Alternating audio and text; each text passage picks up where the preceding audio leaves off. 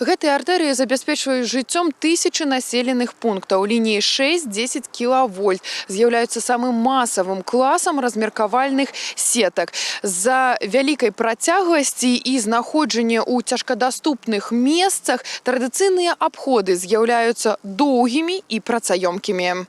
Адпраўная кропка новых рашэнняў у ліпень 2024 года. Пасля ўрагану засталіся пашкоджанымі тысячы ліній электраперадач. Чалавечага рэсурсу ў абследаванні і знаходжанні праблемных участкаў аказалася недастаткова. На Гомельэнерга прынялі рашэнне абзавесціся дадатковымі памочнікамі, беспилотниками. Мы приступили со второй половины 2025 года непосредственно выполнять свои обязанности. Уже пролетели более 400 километров. У нас плановый осмотр линий электропередач, тех линий, которые будут перед капремонтом. Эксплуатация беспилотных летательных аппаратов, во-первых, это быстро, безопасно для самих людей.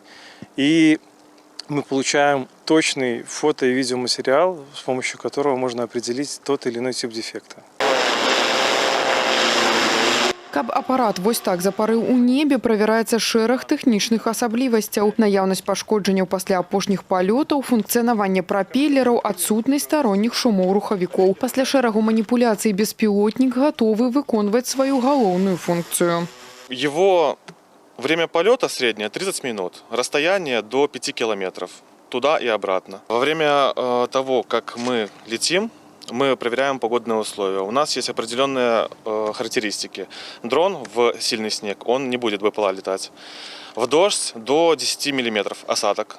Во время сильного ветра до 12 метров в секунду. Если больше 12 метров, к сожалению, дрон эксплуатировать запрещено. Беспилотник падымаецца на вышыню каля сотні метраў. Па выніках агляду фарміруюць план работ, дзе трэба замяніць ізалятары, а дзе рыхтавацца да капрамонту. Перавага перад традыцыйнымі абыходамі адназначная. За 3 гадзіны ўдаецца правесці агляд каля 15 кіламетраў ліній электраперадач нават у самай непраходнай мясцовасці. Тацяна Піменёнкова, Валерий Гапанько, тэлерадыёкампанія Гомель.